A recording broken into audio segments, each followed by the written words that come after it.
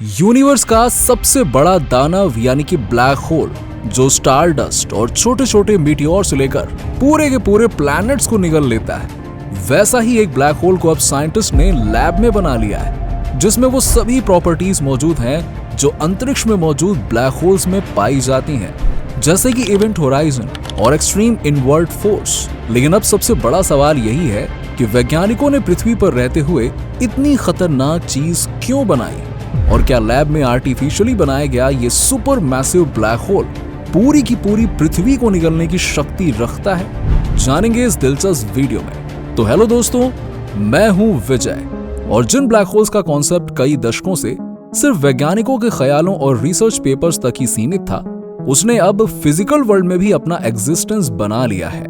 और मार्च 2024 में जब इस क्वांटम वॉर्टेक्स ब्लैक होल के बनने की रिपोर्ट सामने आई, तब पूरी दुनिया के स्पेस साइंस एंथुसियास्ट के बीच में फियर और क्यूरियोसिटी का माहौल फैल गया था। डर इस बात का कि अगर किसी ने इस टेक्नोलॉजी का गलत इस्तेमाल किया तो काफी बड़ी तबाही मच सकती है, और उत्सुकता इस बात की थी कि अब हमें ब्लैक होल के बारे में जानने और उन पर रिसर्च करने का मौका मिलेगा। और यही मेन रीजन था लैब में ब्लैक होल बनाने का, क्योंकि हमारे ब्लैक होल सिस्टम का सबसे नजदीकी ब्लैक होल गैया BH1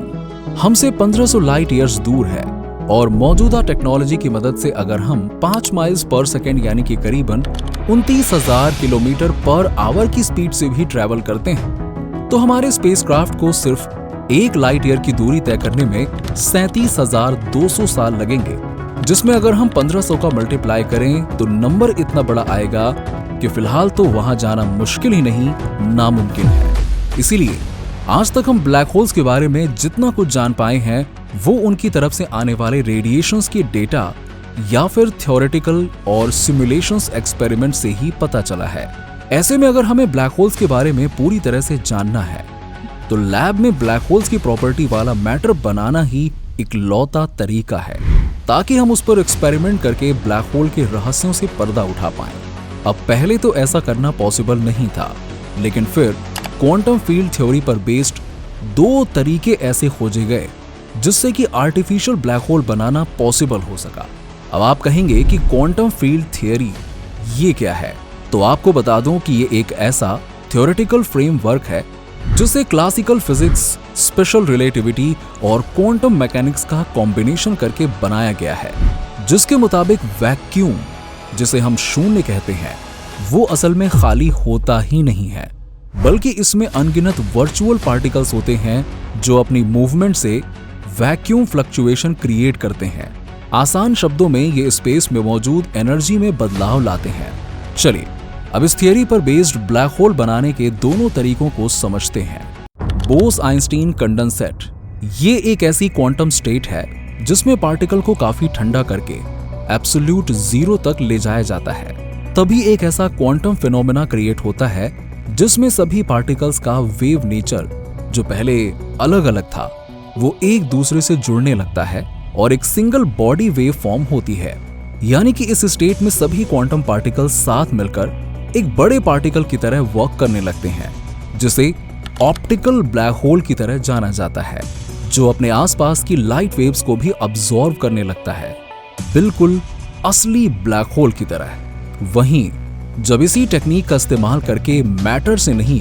बल्कि साउंड वेव से क्वांटम ब्लैक होल बनाए जाते हैं, तो उन्हें सोनिक ब्लैक होल कहा जाता है। लेकिन ये दोनों ही ब्लैक होल्स काफी मायनों में असल ब्लैक होल से अलग थे। ऐसे में एक्सपेरिमेंट्स में हमें कुछ ज्यादा जानकारी मिल नहीं पा रही थी, इसीलिए अब वैज्ञानिक ऐसे मटेरियल की तलाश में थे जो ब्लैक होल की तरह ही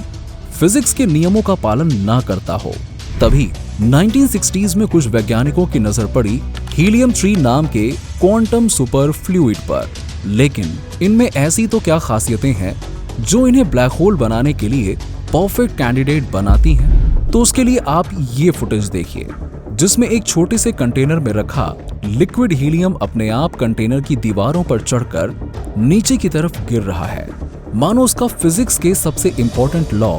यानी कि ग्रेविटी के साथ दूर दूर तक कोई नाता ही नहीं हो। इसी तरह जब हीलियम एलिमेंट को एब्सोल्यूट जीरो टेम्परेचर पर ठंडा किया जाता है, तो वो ऐसे लिक्विड स्टेज में आ जाता है जिसे ग्रेविटी, सरफेस टेंशन और फ्रिक्शन जैसे फिजिक्स के नियमों से कोई फर्क नहीं पड़ता। इसीलिए इसे नाम दिया गया हीलियम 3 सुपर फ्लूइड। यहाँ एक और इंटरेस्टिंग फैक्ट ये था कि अगर सुपर फ्लूइड अपने क्वांटम स्टेट में किसी भी तरह की मूवमेंट स्टार्ट करता है और हम एक्सटर्नल फोर्स से उसकी मूवमेंट को नहीं रोकते हैं तो वो हमेशा मूवमेंट करता रहेगा। जैसे कि यहाँ फ्लूइड एक फाउंटेन की तरह ऊपर जा रहा है, फिर नीचे गिर रहा है और वापस ऊपर जा रहा है, और इसकी ये प्रॉपर्टी फाउंटेन इफेक्ट के नाम से जानी जाती है। यानी इसकी मदद से हम एक वॉर्टेक्स ब्लैक होल बना सकते हैं, और वैज्ञानिकों ने मार्च 2024 में ऐसा ही एक ब्लैक होल बनाया है जिसके पास यूनिवर्स में मौजूद ब्लैक होल जैसी हर प्रॉपर्टी है। दरअसल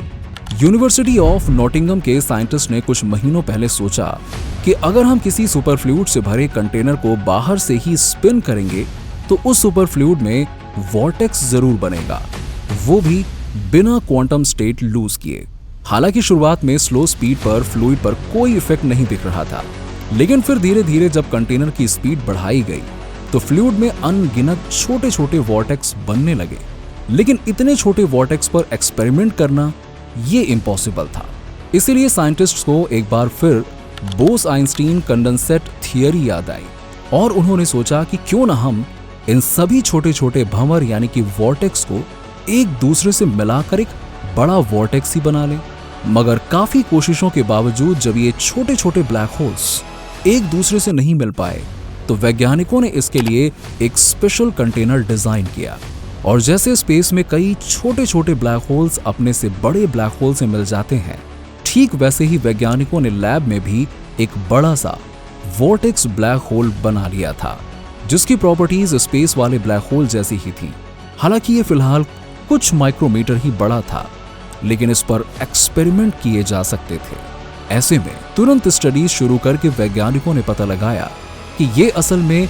एक उसी ब्लैक होल की तरह परफॉर्म कर रहा है जिन्हें हम हजारों लाइट ईयर्स की दूरी से ऑब्जर्व करते आ रहे हैं। जैसे कि जब ये super fluid black hole rotate कर रहा था तब ये अपने साथ आसपास के सुपर फ्लूइड को भी अपनी तरफ खींच रहा था। ठीक वैसे ही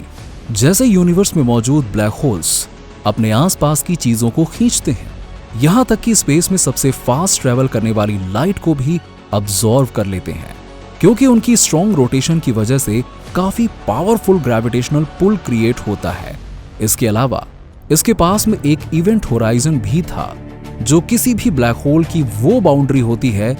जिसके इस पार आते ही कोई भी चीज ब्लैक होल में खींची चली जाती है। आखिर में बात करें कि क्या इस ब्लैक होल से पृथ्वी को खतरा है, तो इसका जवाब है फिलहाल तो नहीं, क्योंकि ये सुपर फ्लूइड ब्लैक होल काफी छोटा है और फिलहाल वैज्ञानिकों के पास कोई ऐसी तकनीक नहीं है जिससे कि वो एक सुपर मैसिव ब्लैक होल बना पाए जो इंसानियत का ही सर्वनाश कर ले। वेल, आपको ये वीडियो कैसा लगा और क्या ब्लैक होल ही यूनिवर्स के अंत का कारण बनेंगे? इस बारे में आपकी ओपिनियन हमें कमेंट सेक्शन में जरूर बताइएगा। वीडियो अच्छा लगा हो तो इसे लाइक और शेयर करके प्लीज हमें सपोर्ट कीजिएगा, और ऐसे ही इंटरेस्टिंग वीडियोस के लिए रिफ्लेक्ट चैनल को सब्सक्राइब करके वो पास वाली घंटी को जरूर दबा दीजिएगा। Thank you.